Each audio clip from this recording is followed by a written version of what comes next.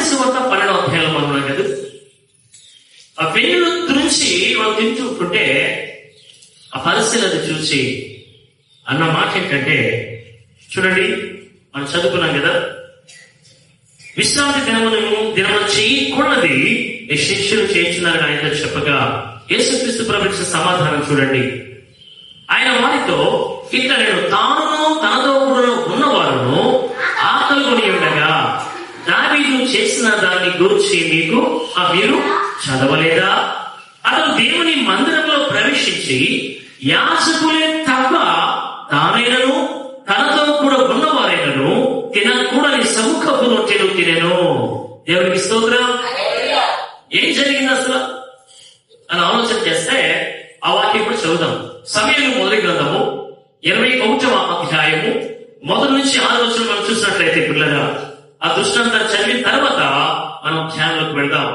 సమూయేలు మొదటి గ్రంథము 21వ అధ్యాయము పిల్లగా 1 నుంచి 6 వచనాలు నేను చదువుతాను. మీ బైబిల్ గ్రంథంలో మీరు చూడండి. నేను త్వరగా చదువుతాను, మీరు చూడండి. దావీదు నోబులో యాజకుడైన అహీమెలెకు వద్దకు వచ్చెను. అయితే అహీమెలెకు దావీదు రాకకు భయపడి ఒంటరిగా వచ్చింది ఏమని అతను అడుగగా, దావీదు రాజు నాకు ఒక పని నిర్ణయించి నేను నీకు ఆజ్ఞాపించి పంపిన పని ఏదో అది ఎవరితోనైనా చెప్పవద్దనేను. నేను నా పని వారిని ఒకనొక చోటికి వెళ్ళనిశ్చయించితిని. నీ యొద్ద ఏమి ఉన్నది? 5 రొట్టెలు గాని మరేమీ గాని ఉండిన ఎడల అది నాకిమ్మని యాజకుడైన అహీమెలెకుతో అనగా, యాజకుడు సాధారణమైన రొట్టె నా యొద్ద లేదు. ఏమిటండి? సాధారణమైన రొట్టె నా యొద్ద లేదు. పనివారు స్త్రీలకు ఎడముగా ఉన్నవారైతే ప్రతిష్ఠితమైన రొట్టెలు కలవని దావీదు అనేను. అందుకు దావీదు, నిజంగా నేను బయలుదేరి వచ్చినప్పటి నుండి ఈ 3 దినములు స్త్రీలు మాకు దూరంగానే ఉన్నారు. పనివారి బట్టలు పవిత్రములే. ఒకవేళ మేము చేయు కార్యం అపవిత్రమైన ఏమి రాజాజ్ఞను బట్టి అది పవిత్రంగా ఎంచదగును అని యాజకునితో నేను. అంతగా యెహోవా సన్నిధి నుండి తీసివేయబడిన సన్నిధి రొట్టెలు తప్ప అక్కడ వేరే రొట్టెలు లేకపోగా వెచ్చని రొట్టెలు 1000 దినమందు తీసివేయబడిన ప్రతిష్ఠితమైన రొట్టెలను యాజకులందరికీ ఇచ్చాను. దేవునికి స్తోత్రం. ఇక్కడ జాగ్రత్తగా విందాం. ఇక్కడ 1000 తురించి తినడం పరిస్థితి అది గొప్ప పొరపాటు. తలంచారు వారు. ఎందుకంటే విశ్రాంతిని ఏ పని చేయకూడదు అనేది వారి ఉద్దేశం అయి ఉంది. కానీ ఆ నెపముతోనే అనేకమైన భారములు వారు ప్రసంగం పెట్టేశారు. కాబట్టి మనకు అది మాటలో చెప్పుకున్నాం, ప్రయాసపడి భారం మోసుకుంటున్న సమస్త జనులారా ఎందుకు రండి, నేను మీకు విశ్రాంతిని ఇస్తాను ప్రభు చెప్పాడు. అన్నాడు కదా, నా యొక్క కాడి సులువుగాను నా భారము తేలికగాను ఉండనన్నాడు. 28 వచ్చిన మనం చూసాం 11వ అధ్యాయంలో. అయితే చూడండి, మోయలేని బరువైన కాడులను ఆ శాస్త్రం పరిశీలన సామాన్య ప్రజల మీద పెట్టేశారు. ఏమంటే అనేకమైన వాటిని వీటితో చేర్చేసి చాలా ఇబ్బందులు గురి చేస్తారు వాడు. ఇక్కడ చూడండి, ఆకలితో వారు ఉన్నారు. ఆ వెన్ను తుడిచి కంకులు తింటూ ఉంటే ఈ యొక్క శిష్యులు ఉపవాసం ఉంటారా? వారు విశ్రాంతిని అపవిత్రపరుస్తారని చెప్పేసి అంటే దానికి ఏసీ సమాధానం చెప్పాడు.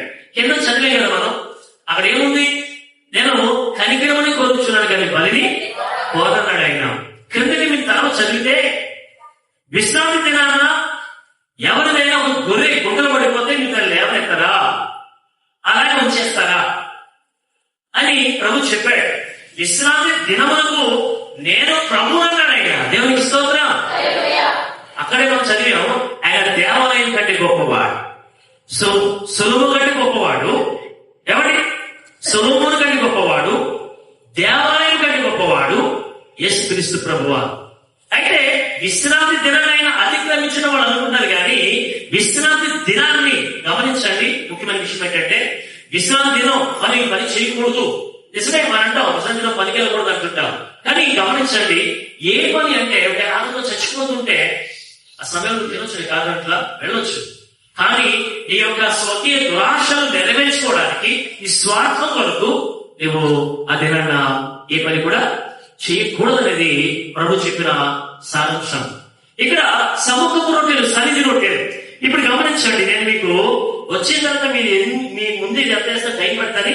ముందు ఒక పిక్చర్ నేను ఒక డిజైన్ తీసుకున్నాను. నేను ఇక్కడ వద్దాం. సన్నిధి రొట్టెలు అనే మాట వచ్చింది కాబట్టి ఈ రోజు మనం ఈ టెబర్నకల్ స్టడీ అంటాడు దీన్ని. ఎవరికి ప్రత్యక్ష గుడారం గురించి పూర్తిగా తెలుసుకోవాలి.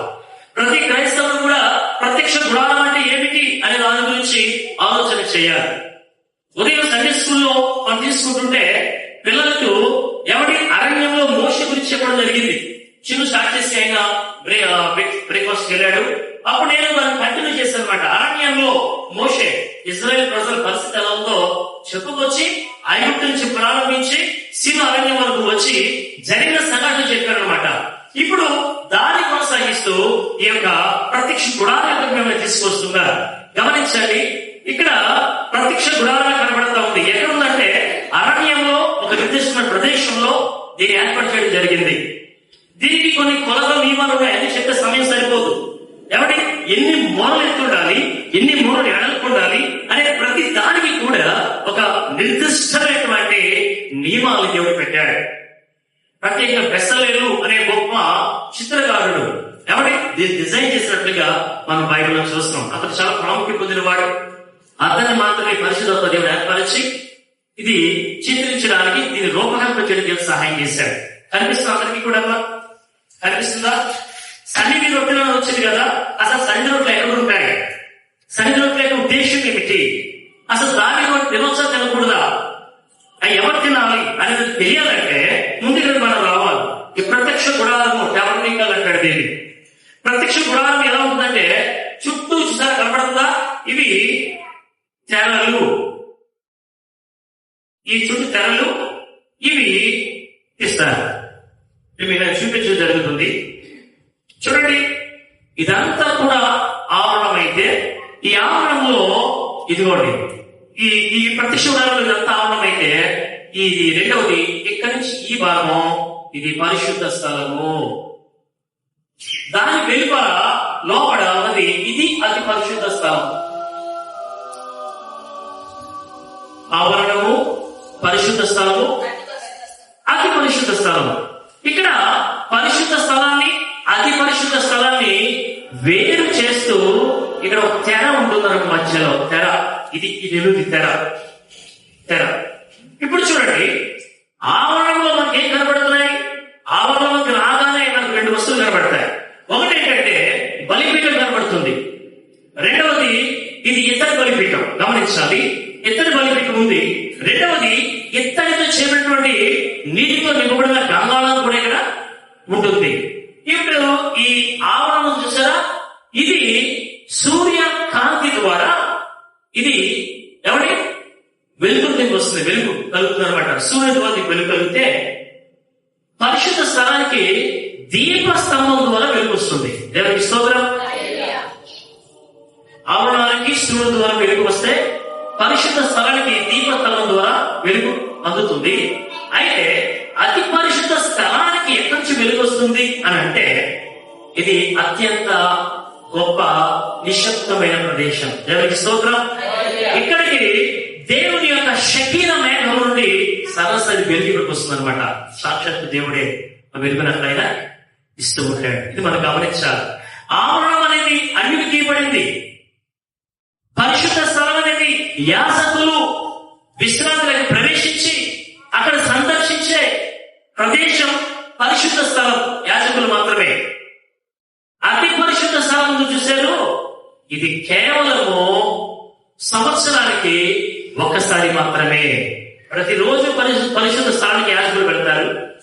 సంవత్సరానికి ఒకసారి మాత్రమే ప్రధాన యాజకుడు అతి పరిశుద్ధ స్థలంలో ప్రవేశించడం జరుగుతుంది. ఇక్కడ అర్థమే కదా. ఇక్కడ ఈ సామాన్య తెరలు ఇవన్నీ కూడా సామాన్య తెరలు. కానీ ఇక్కడ నుంచి లోనికి వెళ్ళగానే మనకు ఈ బలిపీఠం కనబడుతుంది. ఈ బలిపీఠము, ఈ గహనము దేనికి సాదృశ్యంగా ఉన్నాయి అంటే లోకంలో ఎవరి అపరాధము చేత, పాపము చేత చచ్చినటువంటి మనము, మన బ్రతుకులు దేవునికి సమీపంగా రావాలి అనంటే సాధారణంగా మానవుడు పాపి. బైబిల్ చెప్తుంది ఏ భేదం లేదు, అందరూ పాపం చేసి దేవుడి మహిమను అందరూ పాపం చేస్తారు. కొందరు అనలేదు, అందరూ కూడా. అంటే నీతిమంతుడు లేడు, ఒక్కడు కూడా లేడు. అందరూ కూడా పాపం చేసి ఏకముగా పనికి మారారని చెప్పేసి 3వ అధ్యాయంలో మనం చూస్తా ఉన్నాం. అయితే ఇక్కడ పాపం చేశారు కాబట్టి ఇక్కడ పాప పరిహారం బలిని అర్పించాలి. ఇక్కడ ఏమవుతుందంటే ఇక్కడి నుంచి ప్రవేశించి బలిపీఠకు వచ్చి ఇక్కడ బలి పశువును అర్పిస్తారు. ఇక్కడ అర్పించి ఈ రక్తాన్ని నేలలోకి చేస్తాడు. ఎందుకు? పాత నిబంధన గ్రంథంలో దాని రక్తమే దాని ప్రాణం అని చెప్పేస్తాం కదా. ఇది ఎక్కడి నుంచి వచ్చింది? ప్రాణం దేవుని దగ్గర నుంచి వచ్చింది కదా. అయితే ఈ రక్తం అనే ప్రాణం ఏంటంటే ఇది పాత నిబంధన చూస్తుంటే దీన్ని అర్పించినప్పుడు బలి నేల మీద ఉలికించాలి. ఇక్కడ ఏ బలి పశువు అయితే వధింపబడ్డదో, అది మేక కానీ గొర్రె కానీ ఎవడి కోడే లేక ఆవు ఏదైనా సరే ఏదైతే అర్పించబడిందో యాజకుడు ఆ రక్తాన్ని తీసుకుని వచ్చి ఎవడి ఏ కుటుంబం అయితే పాప పరిహారం దగ్గరకు వచ్చారో ఆ కుటుంబం మీద ప్రజల మీద ప్రోక్షించడం జరుగుతుంది. తర్వాత వీళ్ళు ఇక్కడి నుంచి జరిగిన తర్వాత ఇక్కడికి వచ్చి కాళ్ళు చేతులు దీంట్లో కడుక్కుంటారు. ఎక్కడ? గమనం దగ్గర కడుక్కున్న తదుపరి గమనించారు. ఇక్కడ ఉండగానే యాజకుడు అతి పరిశుద్ధంలో ఉంటాడు. గమనించండి, ఇక్కడి నుంచి పరిశుద్ధ స్థలానికి వెళ్ళడానికి ద్వారం వధింపబడాలి. ఇది యేసుక్రీస్తు శిలువలో ఈ గొర్రె పిల్ల ఎవరంటే క్రీస్తు ప్రభువా. మన పాప నిమిత్తము ఆయన వధింపబడిన గొర్రె పిల్ల. దేవునికి స్తోత్రం. అందుకే లోక పాపము మోసుకుపోము దేవుని గొర్రె పిల్ల అని చెప్పేసి యోహాను సాక్ష్యం ఇస్తా ఉన్నాడు. ఆయన మన కొరకు మన పాపల మీద ఆయన అప్పగింపబడ్డాడు. ఆయన తానే తన శరీరం అందు మన పాపములను మ్రాను మీద మోసుకున్నాడు. ఆయన పొందిన దెబ్బల చేత మన స్వస్థత పొందినట్లు యెషయా ప్రవచిస్తే పేతురు దాన్ని రూఢపరిచాడు. సరే, ఇక్కడి నుంచి ప్రక్షాళన చేయబడింది. ఎవరి గమనించండి, ఈ పాప పరిహార బలి దూపాలి. సరే, ఇక్కడి నుంచి అయిన తర్వాత గమనించండి, శుభ్రపరుచుకుని తర్వాత అతి పరిశుద్ధ స్థలంలోనికి వెళ్ళేసరికి ఏముంటుందంటే ఇక్కడ మనకి 2 భాగాలు కనపడతాయి. ఒకటి దీపస్తంభం కనపడుతుంది. 7 దీపాలు ఉంటాయి. 1, 2, 3, 4, 5, 6, 7. ఈ 7 దీపములు దీపస్తంభం దేవుని 7 ఆత్మల సాదృశ్యంగా ఉంది. దేవునికి స్తోత్రం. దేవుని 7 ఆత్మల సాదృశ్యంగా ఉంది. యోహాను ద్వారా ప్రకటన గ్రంథంలో దేవుడు ఏదైతే బయలుపరిచాడో 7 సంఘానికి ఉత్తరాలు చెప్పేశారా? ఎఫెసస్, స్మరణ, ఏమండి ఆ పెర్గమ, సార్డిస్, థియతైరా, ఫిలదెల్ఫియా, లవోదికయ 7 సంఘాలు. ఈ 7 సంఘాలకి ఈ యొక్క దీపస్తంభం సాదృశ్యంగా ఉంది. అయితే దాని నుంచి పట్టదలనే కుడివైపు మనం తీసుకుంటుంటే ఎవరి సన్నిధి రొట్టెలు కనబడతా ఉంటాయి. దేవునికి స్తోత్రం. ఇదంతా కూడా ఈ బలిపీఠం అంతా ఇతరులు చేయబడింది. కానీ ఇక్కడ వచ్చేసరికి ఏమైంది తెలుసా? ఇక్కడ బలను చూసారా? ఈ బలను ప్రత్యేక రీతిగా తయారు చేశారు. ఈ బలను తయారు చేయడానికి ప్రత్యేకంగా తుమ్మకను ఉపయోగించారు. దేవునికి స్తోత్రం. తుమ్మ ఆయన బాగా తెలుసు పట్టండి. ఏమండి మనం ఈ లోకంలో ఘనమైంది ఏం చేయడం గుడ్డేందుకు ఏం చెప్పండి? ఏది గొప్ప మనం గుడ్డిగా భావిస్తాం?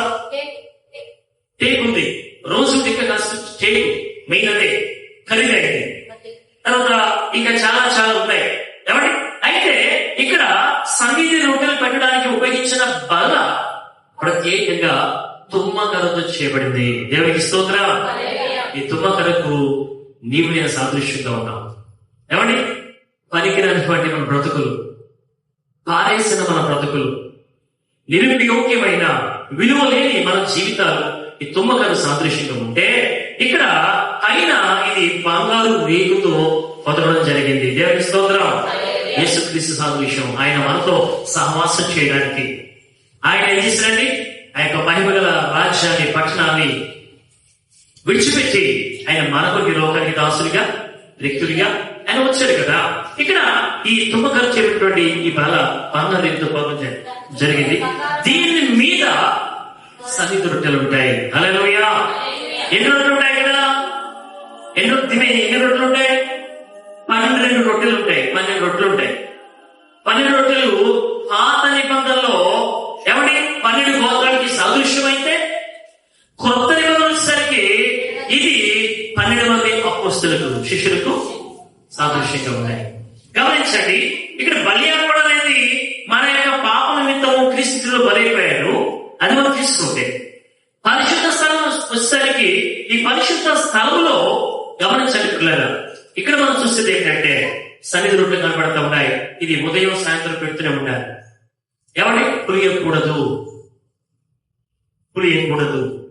ఉదయం పెట్టినటువంటి రొట్టెలు మనం సాయంత్రం అప్పుడు అనిపించి తెచ్చేటప్పుడు ముందు ఇచ్చేదంటే యాజకులు మాత్రమే వాటిని భుజించాలి.